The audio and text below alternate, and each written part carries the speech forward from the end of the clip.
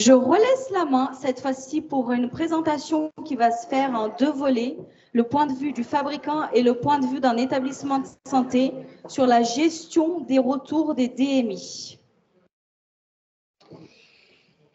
Bon, alors ça va pas être facile de repasser après le quiz. Je suis pas sûr de vous divertir autant avec mon sujet. On va voir, mais on va faire ce qu'on peut. Donc petite précision aussi, c'est vrai que normalement je n'étais pas censé repasser, mais l'intervenant qui devait passer n'a pas pu venir, donc je me ferai un peu le porte-parole, je dirais, fabricant côté SNITEM, comme considéré comme le lot de consolation du coup pour cet après-midi.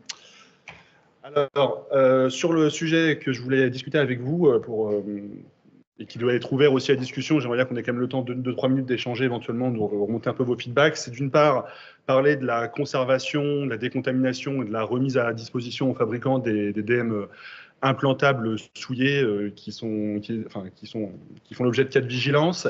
Et puis après, également parler traitement vigilance FSCA sur ces dispositifs, avec notamment les circuits d'information et les points qui nous semblent importants.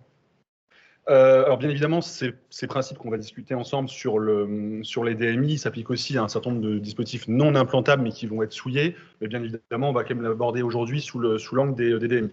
Alors, la première problématique, elle est toute bête, mais c'est que déjà, il n'y a pas d'exigence spécifique pour ces produits, pour la conservation des DM souillés dans le MDR. Donc déjà, aujourd'hui, c'est vrai qu'au niveau européen, entre autres, on n'a pas d'harmonisation sur les pratiques. On n'a pas de bonnes pratiques, à ma connaissance, aujourd'hui, sur le sujet. Alors, c'est un sujet, du coup, qui a été fortement discuté et qui continue à être discuté, d'ailleurs, au sein du SNITEM, entre les fabricants, entre fabricants, mais aussi, d'ailleurs, avec certains distributeurs qui sont notamment filiales de grands groupes et qui gèrent une grosse partie de la vigilance au niveau national, mais c'est aussi un sujet qui a fait l'objet d'un groupe de travail avec la NSM, certains CRMV, pour lesquels on a essayé, alors je serai 2 mots, mais essayer de discuter un peu de certaines approches, de bonnes pratiques ou d'idées pour essayer d'harmoniser un peu les pratiques et toujours d'optimiser la gestion et le traitement des cas. Comme je dis, la grosse problématique qu'on va voir aujourd'hui, c'est que quand on a des fabricants qui ont leur siège social établi en France, c'est quand même souvent plus facile de pouvoir avoir un échange direct avec eux et d'avoir une pratique, on va dire, nationale plus facile à mettre en place. Effectivement, quand on a un fabricant type US qui a un process harmonisé chez lui pour l'ensemble du monde, c'est pas toujours évident, je dirais, de déployer quelque chose de spécifique au niveau français. Alors, le rappel que je voulais faire déjà, c'est que, vous en avez déjà entendu parler ce matin, c'est que si on demande bien évidemment la conservation des dispositifs médicaux concernés, c'est bien évidemment pour le fabricant, pour permettre de répondre à ses obligations d'investigation à mener sur les dispositifs concernés dans le cadre de vigilance. Je ne vais pas parler là de l'histoire de l'impartialité ou pas, mais on va y venir par la suite. Mais c'est aussi en lien avec le fait qu'une autorité compétente peut demander aussi des investigations spécifiques sur un dispositif, notamment pour les cas les plus graves. Concrètement, tout fabricant qui a l'intention de réaliser un essai destructif qui pourrait, destructif ou en tout cas qui pourrait porter atteinte à des investigations ultérieures sur le dispositif, doit au préalable en informer l'autorité compétente en amont. Alors bien évidemment, ça ne veut pas dire que c'est l'autorité compétente qui va s'engager sur la réalisation des essais, etc. Mais en tout cas, il y a une information préalable qui doit être faite au niveau de l'autorité compétente, donc de la NSM, au niveau national. Donc, pour les cas un petit peu sensibles qu'on a pu discuter ce matin, comme pour les prothèses, etc., on pourrait effectivement s'attendre à ce qu'avant une investigation, il y ait un contrôle spécifique, un choix de prestataires dédiés, etc., pour les investigations. Un point qui est souvent remonté au niveau industriel, c'est sur le renvoi des dispositifs médicaux qui sont souillés aux fournisseurs ou fabricants. Encore une fois, souvent, vous êtes en lien direct avec le fournisseur et c'est le fournisseur qui se fait le relais du fabricant sur le territoire pour récupérer ces dispositifs. Alors, idéalement, bien évidemment, il faut, quand vous réussissez à vous organiser avec l'opérateur économique, retourner ces dispositifs à des services dédiés, avec des précautions de conditionnement qui, idéalement, doivent être validées en amont entre les partenaires, parce qu'aujourd'hui, on assiste encore, malheureusement, à des retours de dispositifs souillés, directement à l'entreprise, alors qui peut être le siège du distributeur, par exemple, et non pas du fabricant, et par exemple le service vigilance. Quand ils reçoivent le colis, ils ne sont pas équipés pour ouvrir un produit qui aurait été pas décontaminé, mal décontaminé, etc. En tout cas, en termes de précaution et d'exposition pour tout ce qui est AES, etc., ça peut être un petit peu, bien évidemment, critique. Donc, la bonne pratique bien évidemment, même si j'enfonce un peu une porte ouverte, c'est qu'il ne faut absolument pas refournir aux fournisseurs ou fabricants le DMI sans qu'il y ait une démarche validée entre les parties pour savoir sous quelles conditions vous les retournez, en termes de conditionnement, de délai et de service, bien évidemment, pour les retourner. Alors, pourquoi conserver ces DMI? Donc, comme je l'ai dit, c'est pour permettre des investigations, ça vous le savez. Donc, bien évidemment, il faut le conserver en l'état, le dispositif. Le problème, c'est que pour certains dispositifs, c'est bien beau de dire ça, et c'est un peu ce qu'on attend d'un point de vue réglementaire, mais il y a des cas de figure où quand vous récupérez le dispositif, déjà, il n'est plus vraiment en l'état, et puis quand on va le conserver, potentiellement, il peut continuer à se dégrader. Et puis, pour le conserver, l'idée, c'est effectivement de ne pas exposer le personnel à des contaminations, donc ça va être de décontaminer potentiellement le dispositif. Là où on va voir d'autres problématiques qui ont été identifiées côté notamment industriel, c'est que les méthodes de décontamination, de stérilisation qui sont validées par le fabricant, et encore une fois j'insiste bien par le fabricant, non pas par le fournisseur, ce sont des méthodes qui sont validées sur un dispositif intact, inerte, prêt à être mis sur le marché, ou pour certains dispositifs, on pourrait imaginer si on est sur des dispositifs réutilisables hors implantables, des restérilisations de dispositifs. Donc, bien évidemment, si vous avez un explant mammaire ou je ne sais quoi, si vous faites une décontamination, déjà, vous ne pourrez pas, pour des raisons de contamination des équipements, mais ensuite, vous allez bien évidemment dégrader le produit. Donc, ça, c'est un point pour lequel aujourd'hui, on n'a pas, je dirais, de solution miracle. C'est pour ça que pour ces produits pour lesquels vous avez un retour d'expérience, une habitude sur le fait qu'ils sont fréquemment concernés par la récupération et la remise à disposition, de vérifier en amont avec le fournisseur, et je pense notamment lors des référencements ou des re-référencements qu'on va avoir dans le cadre du MDR de dispositifs, de contractualiser ça avec les fournisseurs. Alors, je pense que c'est très compliqué de le faire pour tous les dispositifs, bien évidemment, mais vous avez une certaine expérience de quels sont les dispositifs souvent les plus concernés, et donc c'est intéressant de voir en amont comment faire. Est-ce que d'ailleurs le fournisseur doit mettre à votre disposition des conditionnements spécifiques pour récupérer ces dispositifs, et pour permettre de les isoler, de les protéger, pour éviter les contaminations, bien évidemment.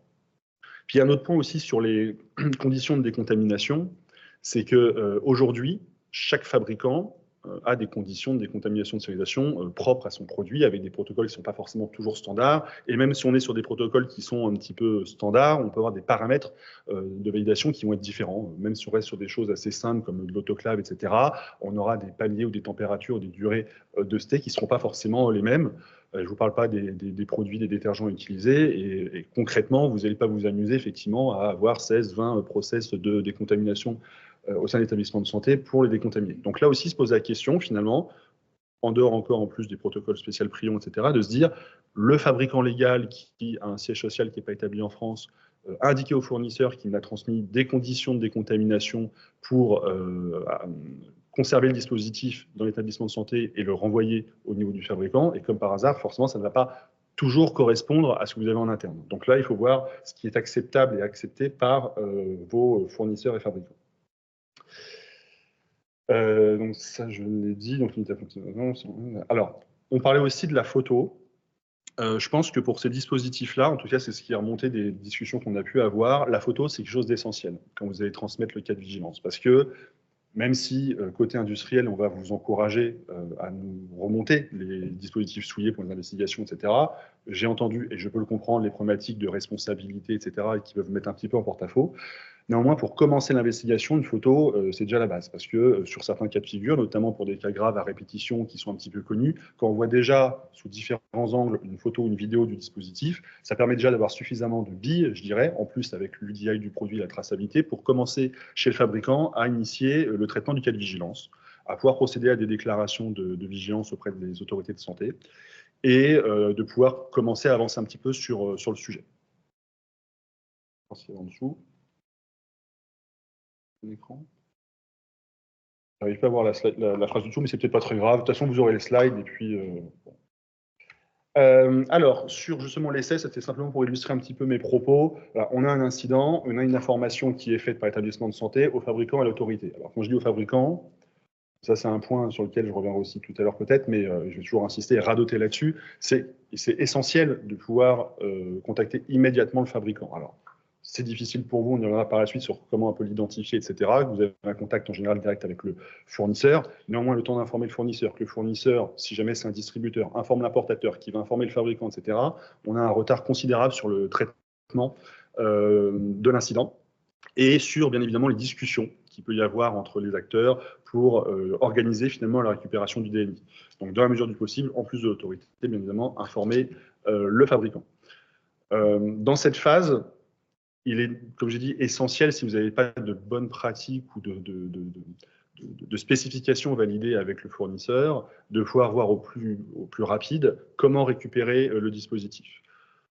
Après, vous avez tous vos fonctionnements spécifiques, mais il semble effectivement important, je dirais même essentiel de toute façon, que le correspondant local soit informé de la reprise de ces dispositifs et que tout passe par lui. Alors, quand je dis tout passe par lui, peut-être pas au niveau de manutention, entre guillemets, mais en tout cas, il faut effectivement qu'il y ait l'information de ce renvoi de dispositifs et surtout peut-être même mettre en relation directe avec le fabricant pour pouvoir redéfinir les conditions. Une fois que, alors, où le produit est récupéré et où on a, par exemple, des photos du dispositif, on peut commencer côté fabricant à émettre un MIR sous un certain délai, en général c'est assez court, avec une information qui va être faite à l'autorité en disant on va entreprendre des essais potentiellement destructifs sur le dispositif. Alors là, ce que je vous ai mis avec l'histoire des 10 ou 15 jours sur la slide, je ne sais même pas si on peut dire que c'est une bonne pratique si on ne l'a pas encore publié aujourd'hui. Ce n'est pas dans un texte réglementaire aujourd'hui, simplement ce qui a été échangé pour l'instant, mais encore une fois, c'est pas engageant, mais avec notamment l'agence, c'est de se dire que comme le fabricant a l'obligation de toute façon d'informer l'autorité en amont d'un essai destructif, c'est de dire dans le MIR initial qui est envoyé, pour pouvoir anticiper et réagir dans les meilleurs délais, c'est que le fabricant puisse dire dès que je récupère le dispositif, j'envisage de faire les essais à telle date, etc. En laissant au moins 10 jours, voire peut-être 15 jours, le cas échéant, pour permettre à l'autorité, si elle estime que c'est nécessaire, de recontacter en urgence le fabricant pour dire ne faites pas les essais tout de suite, on va voir si on veut faire des essais préliminaires, etc. Donc ça, c'est ce qu'on voit sur le haut de la slide, récupération et essai par autorité. Donc après, vous avez bien évidemment les investigations et un MIR final qui va permettre derrière de mettre en place une FSIA, donc une mesure collective de sécurité si jamais c'est nécessaire, et de pouvoir vous informer de la clôture du cas si possible. C'est aujourd'hui, encore une fois, comme je dis ce matin, que ce n'est pas une pratique qui est généralisée, mais on essaye de sensibiliser le plus possible nos entreprises pour qu'elles communiquent au CLMV pour pouvoir clôturer les cas. Bon, là, c'est qu'un exemple, bien évidemment, hein, ce n'est pas issu d'un logigramme référencé ou quoi, mais simplement pour illustrer un peu ce que je disais. Donc là, c'était vraiment sur la partie récupération des dispositifs. Alors, vous voyez, malheureusement, je n'ai pas pu vous apporter des solutions miracles, etc. Simplement pour dire qu'aujourd'hui, on a les mêmes problématiques, enfin les mêmes problématiques, oui, on pourrait dire les mêmes problématiques, que ce soit au niveau industriel ou établissement de santé, on n'arrive pas à s'harmoniser. Et très probablement, la clé de la réussite, c'est déjà en amont de pouvoir valider quand c'est possible des règles pour qu'en routine, ça fonctionne mieux. Au niveau des FSIA, donc des mesures de correctives de sécurité, en lien avec donc, le DMIA, là, pour le coup, donc, on a une approche qui est standardisée au niveau européen. Aujourd'hui, on a des formulaires de FSIA qui sont calés sur les MEDDEV qu'on avait dans le cadre des directives. Alors, aujourd'hui, on est en cours d'intégration, quand je dis on, c'est l'Europe, hein, c'est pas moi, d'intégration des spécificités qu'on va avoir dans le MDR, dans le règlement sur les dispositifs médicaux, pour que derrière, ce soit bien évidemment possible de le charger dans le DAMED et puis de réintégrer un certain nombre de nouveaux éléments qui en soi, je pense, pour vous, n'ont pas beaucoup d'impact. C'est plutôt côté fabricant qu'il y aura des impacts sur les données à charger dans les FSIA. Donc les FSIA et FSN, elles sont initiées par le fabricant. Le fournisseur, qui est en lien direct avec vous, normalement, il n'a pas à modifier cette FSN. Et dans la FSN vont être listés l'ensemble des UDI qui permettent d'identifier les dispositifs concernés. Il n'y aura pas forcément les noms de marque ou autre, mais en tout cas, la référence, la clé d'entrée, c'est l'UDI des dispositifs. Ce qui veut dire qu'en interne, alors j'ai mis une nécessité de référencer avec l'UDI, encore une fois, je ne peux et je ne veux rien vous imposer, mais c'est un vœu pieux peut-être, mais en tout cas de réussir dans les systèmes existants à tracer tout par l'UDI direct, pour pouvoir le plus facilement possible identifier les produits que vous avez en stock, de telle manière à pouvoir les bloquer immédiatement quand c'est possible. Surtout, bien évidemment, enfin là encore, j'enfonce une porte ouverte, mais sur des DMI, parce que sur d'autres produits, on peut plus facilement des fois les retirer ça. Quand on vient d'implanter un patient, c'est un petit peu plus délicat. Alors, les formulaires FSN, pour être transmis bien évidemment dans la chaîne de distribution au niveau des utilisateurs, doivent comporter un certain nombre d'informations qui sont à minima listées sur la slide. Je ne vais pas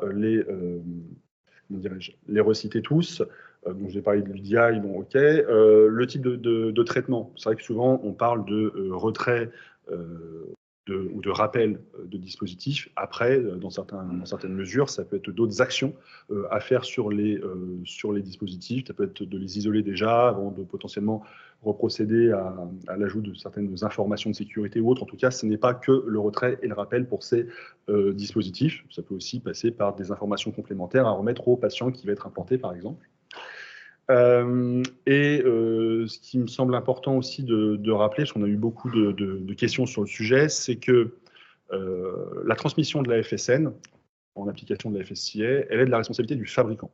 Ce qui veut dire qu'aujourd'hui, bien évidemment, le projet de FSN est transmis à l'autorité, donc à l'ANSM en France, en amont de sa diffusion, pour, s'il y a des choses à modifier, bien évidemment, avoir le retour de l'agence, mais qu'en fonction de la gravité et de l'urgence, le fabricant prend la responsabilité de publier et d'envoyer directement la FSN à l'ensemble des acteurs concernés en aval.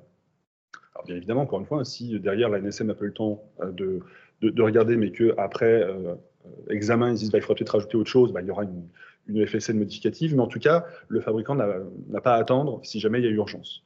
Donc là, vous êtes malheureusement assez par défaut passif sur l'obtention de cette information, c'est-à-dire que ça revient au fournisseur que vous avez directement de bien vous transmettre l'information. Mais normalement, en fait, la vérification sur le site de la NSM, je dirais, c'est l'étape 2 qui permet de récupérer les cas de figure. Vous ne seriez pas informé, mais normalement, initialement, vous devrez la recevoir par le fournisseur. C'est quelque chose que vous pouvez aussi challenger un petit peu avec vos différents fournisseurs pour être sûr qu'ils soient bien en mesure de transmettre dans les meilleurs délais les FSN des fabricants, et je pense notamment aux fournisseurs qui ne sont pas des filiales de maison mère, mais des fournisseurs qui ont plusieurs types de dispositifs avec des fabricants différents dans leur catalogue, pour lesquels ils n'ont pas forcément de lien spécifique ou étroit avec le fabricant, et pour s'assurer qu'ils ont bien tout mis en place pour vous transmettre tout ça dans les meilleurs délais. Et bien évidemment, pensez à retourner ce qu'on appelle le reply form, pour dire que vous avez bien pris connaissance de ces FSCA pour qu'on puisse, derrière, côté industriel, avancer sur le sujet. Alors, quand on a ces problématiques qui touchent tout ou partie des lots qui sont dans vos établissements de santé pour les DMI, bien évidemment, il y a un risque de rupture, potentiellement, même s'il peut être limité. Alors, on a aussi beaucoup discuté de cette situation. L'une des premières choses qui a été discutée en interne côté industriel et puis partagée aussi avec les CRMV présents et l'agence, c'est de se dire, bien évidemment, si un fabricant ou un fournisseur a dans son catalogue un produit équivalent, indiquer s'il y a encore des lots disponibles, et je dirais même plutôt, si c'est même d'ailleurs le même dispositif, s'il y a encore des lots disponibles chez le fabricant, pour permettre de se dire, on va pallier la rupture, on a encore de la réserve, on va pouvoir vous livrer rapidement. Il y a eu des discussions pour lesquelles aujourd'hui on n'a pas encore pu, sauf erreur de ma part, statuer. C'est que quand le fabricant a connaissance finalement de dispositifs qui pourraient constituer une alternative, de pouvoir informer l'établissement de santé. Sauf qu'aujourd'hui, pour des questions de faisabilité juridique, notamment par rapport aux droits et règles sur la concurrence, on ne sait pas si c'est faisable. Donc pour l'instant, en tout cas, c'est quelque chose qui reste du spéculatif et on ne sait pas encore si on pourra, s'il sera mis dans dans un des guides sur lesquels on a travaillé avec l'agence SRMV. Alors, je regarde un petit peu l'heure. On est bon, Statani, ça va? Oui. Bon, là, c'est un extrait du projet de guide dont que j'ai rapidement évoqué, simplement pour montrer un petit peu la complexité, ou en tout cas la multitude des signaux quand vous avez une déclaration de vigilance. Donc, sur cette slide-là, on voit bien que le CLMV a la nécessité, bien évidemment, d'informer le fabricant ou le fournisseur. Comme j'ai dit tout à l'heure, l'idéal, c'est d'informer le fabricant. Le fabricant, pour ceux qui ne le sauraient pas encore, c'est celui qui va être identifié, en tout cas sur le dispositif, par la petite usine noire. C'est un symbole international normé et harmonisé au niveau européen, qui est d'application obligatoire d'ailleurs pour les dispositifs médicaux. Alors, Il y a le fait, effectivement, de bien identifier le fabricant. Après, on ne peut que vous recommander, quand c'est possible, d'avoir dans vos référencements produits, en plus du contact fournisseur, un contact fabricant, si possible, une adresse mail générique du fabricant pour adresser la vigilance, etc., pour qu'il y ait bien la transmission du cas aussi au fabricant de manière concomitante. Pourquoi? Parce que aujourd'hui, concrètement, on va avoir un établissement de santé qui va, par exemple, transmettre un cas grave sur un DMI, à un distributeur et à la NSM. La NSM va revenir vers le fabricant. Le distributeur va revenir aussi vers le fabricant. C'est une obligation réglementaire. Pour peu que le fabricant soit US, il va y avoir un importateur et un mandataire. Le distributeur, s'il n'est pas importateur également, va transmettre l'information à l'importateur et l'importateur au mandataire. Chaque opérateur va retransmettre au fabricant. Ce qui fait que pour le même cas, le fabricant va recevoir, alors c'est des cas un petit peu extrêmes, mais par expérience, on l'a eu, un cas ANSM, distributeur, importateur, mandataire, potentiellement établissement de santé. Donc, c'est très important de pouvoir bien tracer le cas en question. Alors, pour tracer le cas, bien évidemment, il y a l'UDI, ça, je pense que c'est la base.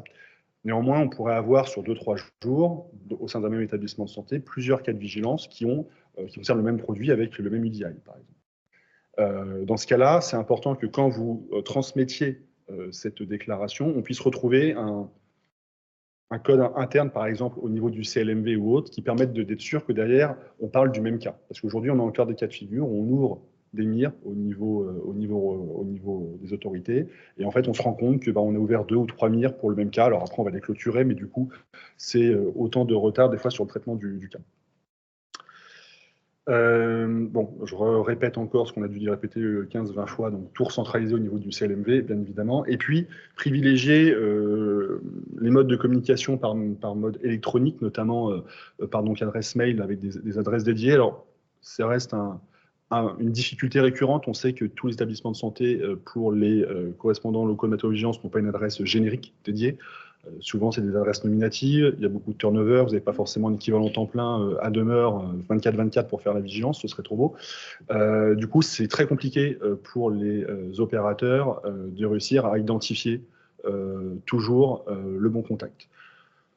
Alors, la meilleure chose, ce serait qu'il y ait des adresses génériques partout, mais bon, je pense que ce n'est pas pour demain, mais en tout cas, effectivement, si c'est quelque chose, un message que vous pouvez pousser en interne, ça ce serait déjà un grand plus. Et puis après, bien évidemment, c'est à partir du moment où il y a une adresse qui change, c'est penser à informer l'ensemble des distributeurs ou fournisseurs avec lesquels vous êtes directement en contact pour actualiser un petit peu les listings. Alors, il y a énormément de données, c'est vrai, à transmettre en cas de déclaration pour un MIR. Je ne vais pas du tout lister l'ensemble des éléments. L'idée, et là aussi c'est un petit peu ce qui est ressorti de nos discussions, c'est d'avoir des checklists en interne facilement disponibles pour les professionnels de santé. On sait, par expérience, on a fait un certain nombre de guides, etc. On a fait des guides avec Euroformat sur d'autres sujets. On se doute bien que, et c'est le retour qu'on nous a fait, c'est que les guides sont très bien, c'est bien, il y a toutes les infos, sauf que quand on est professionnel de santé et que notamment on est confronté à ces situations un peu urgentes, on n'a pas le temps de lire un guide de 25 pages. Donc, et même une checklist d'une page, des fois, c'est un peu long. Donc, l'idée, c'est effectivement, au-delà de la sensibilisation, peut-être d'avoir le maximum ces listings facilement accessibles un petit peu dans les différents services pour au moins voir les informations qui sont nécessaires, qui sont indispensables, parce que aujourd'hui, un fabricant ne peut pas ouvrir un MIR. Alors, quand je dis aujourd'hui, plutôt demain ou après-demain dans un DAMED, mais parce qu'aujourd'hui, on est en format PDF, donc on pourrait les ouvrir avec des informations manquantes auprès des autorités. Néanmoins, demain, il y a un certain nombre de champs qui seront obligatoires. Et donc, pour pouvoir déclarer rapidement, il faut qu'on ait tous ces éléments. Donc ça, c'est important. Pour les DMI, la seule spécificité, c'est, enfin, quand je dis la seule, la spécificité importante à rajouter, bien évidemment, quand vous les avez, c'est la date d'implantation, la date d'explantation et ou les durées d'utilisation du dispositif quand vous les avez, en plus de toutes les informations de traçabilité, d'identification et de survie du cas. Je vous ai remis encore, parce que je radote et parce que je tiens beaucoup à ça, le fait d'identifier bien le fabricant du dispositif, vraiment. Encore une fois, s'il y a l'UDI, normalement, c'est moins grave, parce que l'UDI permet d'identifier le fabricant, mais en gain de temps et pour confirmer, c'est bien d'avoir le nom du fabricant et l'UDI qui se trouve juste après le symbole UDI normé. Alors, j'aurais fini là, je pense que c'est bon. Juste pour boucler un petit peu ce que j'ai dit, je pense que la bonne finalement réussite de cette gestion de vigilance, de mise en place de mesures correctives, c'est une bonne communication entre les différents acteurs. mais pour bien communiquer, il faut avoir les bons contacts. C'est pour ça que, donc je parlais tout à l'heure de mails, de boîtes dédiées, de services dédiés. On s'est rendu compte aussi que, bon, quand on s'est posé la question d'actualiser ou de voir si on pouvait, au niveau national, avoir une base centralisée de l'ensemble des contacts de CLMV, c'était ce qui était assez difficile, et faire la même chose d'ailleurs, contact industriel avec des adresses génériques. On s'est aussi rendu compte que finalement, le contact CLMV, ce n'était pas forcément suffisant. Pourquoi? Parce qu'à première vue, sur certains centres, on traite les MIR, FSI, enfin, les MIR et les cas de vigilance avec le CLMV. Par contre, pour la reprise de dispositifs, c'est sur un autre département, où ce n'est pas la même adresse physique. Pareil pour les FSIA, des fois, dans certains cas de figure, il faut les envoyer sur d'autres sites, ce n'est pas la même personne qui récupère, ou il faut dispatcher. Donc ça, c'est important aussi. Penser que les industriels n'ont pas forcément accès à cette information, et de toute façon, on passe tout par le CLMV. Donc s'il y a d'autres adresses supplémentaires pour des contraintes logistiques, pour faciliter la diffusion des FSIA ou la récupération des dispositifs, il faut aussi penser à les identifier au mieux. Les bonnes pratiques, donc comme je disais, valider lors du référencement ou actualiser, c'est toujours même si maintenant au niveau MDR on a un petit peu avancé, je pense qu'il y a encore beaucoup de travail d'actualisation des fiches produits, etc. Regardez ce qui est possible encore de faire pour ajouter ou modifier certaines datas, référencement UDI ou le rajout de l'UDI dedans, le nom fabricant, des contacts pour la vigilance, etc. Et alors là, je radote vraiment beaucoup, tout recentraliser au niveau du CLMV. J'aurais pu rajouter, demander aussi des moyens et des ressources, mais bon, ça, je pense que je n'ai pas besoin de le rajouter, vous le savez. Ah bah oui. Faut pas être si défaitiste, mais bon, voilà. Sur cette bonne note positive, j'en ai fini, et si vous avez des questions, bien évidemment, j'essaierai d'y répondre. Merci. Merci beaucoup.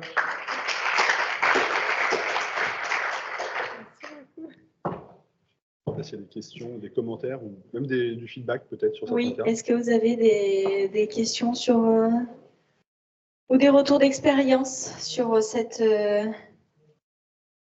présentation? Ah pardon, j'étais derrière. J'ai 2-3 petites remarques. C'est que Yvergels, peut-être à l'ancienne, nous, on a quand même des gros soucis. Bon, ça s'améliore, mais sur les retours fabricants, parce que ça peut être très long, voire inexistant. On a un certain nombre de déclarations, il n'y a aucun retour. Ouais. Vous nous dites qu'a priori, il y a des étapes où on finit les déclarations via l'NSM, etc. Ce serait peut-être bien que les correspondants locaux soient mis en boucle, en copie. Aujourd'hui, le mail, c'est facile quand même. Donc ça, ce serait peut-être bien. L'histoire du traitement des DM qu'on retourne, le plus simple, puisqu'en général, on va appliquer le même traitement à 99% des DM à retourner, ce serait que ou le SNITEM ou le fabricant ait des fiches un peu standardisées, que nous, on sache d'emblée comment, quels sont les principes du retraitement de leur retour.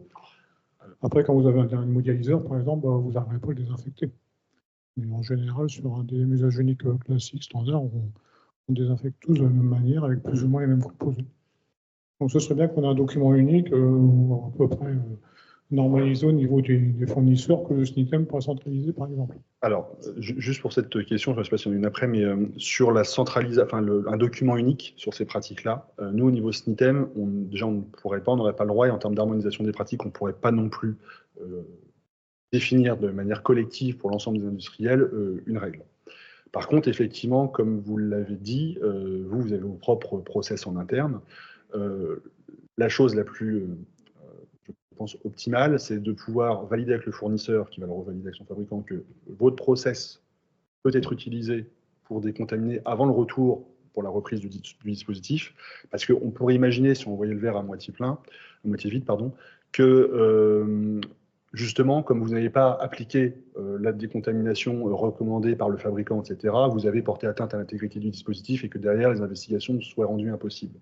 Donc c'est pour ça qu'effectivement, avant de décontaminer, de toute façon, il est essentiel d'avoir ou l'accord du fabricant via le fournisseur, en direct avec le fabricant, ou alors que ce soit déjà contractualisé dans les spécifiques. Alors peut-être que dans le référencement des dispositifs, pour ces produits, vous avez l'habitude d'avoir des retours, des cas de vigilance et des produits contaminés, peut-être que dans le référencement, dire est-ce que quand je prends ce produit, je peux appliquer mes règles internes de décontamination, par exemple, au produit, si jamais il y a des retours à faire. Oui, c'est parce qu'aujourd'hui, le fabricant vous demande de désinfecter le matériel. Point. Donc en fait, on désinfecte selon nos règles internes. Et en général, ça lui suffit, a priori. Après, c'est le fabricant, le distributeur. Vous nous renvoyez sur les fabricants, c'est bien joli. Mais vu qu'il y a énormément de fabricants aujourd'hui qui sont en Asie, qui sont je ne sais pas trop où, au fin fond du monde, le contact est un peu compliqué, voire des fois pour savoir qui fabrique vraiment en bout de chaîne. Quand vous reprenez le cycle complet de fabrication du produit, en général, au-delà du premier distributeur et de l'importateur, on ne sait plus trop qui fait. Alors après, quand je dis de vous rapprocher du fabricant, effectivement, il y a des cas de figure qui vont être compliqués. Néanmoins, c'est aussi le rôle du distributeur de faire interface. Et typiquement, sur ces contraintes de décontamination, peut-être de voir, effectivement, quand le fabricant est en Chine, je ne sais où, d'avoir un document contractuel avec le fournisseur qui dit que le fabricant s'est engagé avec lui sur ses conditions de décontamination, etc. Pour qu'en tout cas, vous ayez au moins un fournisseur, un opérateur économique dans la chaîne qui vous confirme la méthode à utiliser. Comme ça, aujourd'hui, Du DM et Fanny Radoubi, je travaille aussi à Valenciennes. Entre le moment où on a la déclaration, on récupère le DM et on a le retour du fournisseur, le DM est déjà peut-être bien plus dégradé d'avoir été laissé à l'air libre et de sécher, entre guillemets, que d'avoir subi une désinfection avec des méthodes relativement standardisées. Oui, mais ça, c'est sûr. C'est aussi pour ça que le rôle des photos ou de tout élément complémentaire permet aussi de pouvoir démontrer justement que le dispositif n'est pas aussi si mauvais état, entre guillemets, lorsqu'il a été récupéré, etc. Mais bon, après, il n'y aura pas de méthode, je dirais, infaillible. Mais c'est pour ça que quand je parlais de communication, c'est que tous ces éléments-là, pour éviter d'être en porte-à-faux, etc., il faut réussir à les valider au plus vite avec les fournisseurs. Et une fois que le dispositif, effectivement, est référencé, c'est toujours plus compliqué. Mais quand vous rechangez, quand il y a des nouveaux appels d'offres, quand il y a des nouveaux référencements, peut-être ce moment-là, en tout cas, pour ces produits, encore une fois, pas pour tous les dispositifs, il faut prioriser. Et pour les dispositifs fortement concernés, de se mettre d'accord dès le début avec le fournisseur. Et je pense vraiment aussi au-delà des conditions de décontamination, comme je disais tout à l'heure, des conteneurs, parce qu'il y a certains dispositifs où vous êtes coincé. Alors tout à l'heure, on avait des petits dispositifs, effectivement, pour les pacemakers et les défibrillateurs que j'entendais être stockés dans des caisses, mais vous avez des fois des dispositifs qui sont beaucoup plus volumineux, que vous ne pouvez pas stocker comme ça prend de la place sur l'étagère, c'est pas du tout sécure pour ceux qui vont les manipuler, donc peut-être d'avoir des dispositifs spécifiques fournis par les fournisseurs dans lesquels vous pouvez le stocker avant de le reprendre. Ouais, et dernière remarque, toi, sur toutes les informations indispensables qu'on ne fournit pas forcément lors des déclarations, il suffit de faire évoluer les formulaires de déclaration NSM ou vigilance globalement et qu'on remplisse les bonnes données. Après, il suffit de repréciser les cases. Si on les a, on les remplit. C'est vrai qu'on a eu mais en fait, ensemble d'ailleurs, il y a quelques années, quand j'étais venu, on avait fait un atelier sur les. Oui, ça me paraît pas aussi compliqué. Et on était parti sur les mires. Français, ça c'est compliqué. Oui, voilà, mais ça on va pas. Voilà, mais sur les mires, en fait, l'idée, et ça pour le coup, ils sont publics, hein, les formulaires mires reprennent l'ensemble des éléments nécessaires par les fabricants. Et effectivement, au niveau des établissements, avec les CLMV, il est entre guillemets facile, alors c'est encore du boulot, mais d'identifier les informations essentielles et obligatoires. Ça, tout est donné, tout est public. Ah oui, puis après le mettre dans ce qui rentre plus dans le portail et en faire qu'un seul, comme voilà. ça. Non, mais à la limite, au-delà du portail, peut-être que des checklists en interne ou des formulaires en interne, sans parler du portail qui va être rempli potentiellement par le CLMV, de dire au lieu, au service qui est concerné par la vigilance, d'avoir un formulaire, même papier, qui reprend ces éléments-là issus du MIR dans vos procédures internes. Et après, ça s'est envoyé au CLMV qui, lui, va s'arranger pour les mettre sur le portail dans les cases les plus appropriées. Mais au moins que les informations. Oui, une checklist avec ce qu'il faut pour éviter de revoir un formulaire qui arrive derrière. Ben oui. Il faudrait ça, une checklist. Et juste pour les décontaminations, après on va passer à la suivante parce que on ne pourrait pas réfléchir à l'envers plutôt que demander aux fabricants de faire un standard de décontamination. Est-ce qu'on ne pourrait pas partir d'un protocole d'un établissement, par exemple le siège de Valenciennes, qui vous le transmet, après désinfecter, enfin vous me dites si j'ai tort, mais il y a deux façons, soit on immerge, soit on n'immerge pas. C'est toujours, voilà. Après, et puis à partir de ça, les fabricants, ils vérifient et on a une liste de fabricants qui acceptent ça. Ah oui. Et du coup, ça, on pourrait le donner à tout le monde en disant, bah là, quand c'est à botte, c'est OK, quand c'est machin… Alors, sur le principe, oui, après, il faut voir comment mettre en place, mais oui, voilà. Ça peut être une liste. Merci pour cette…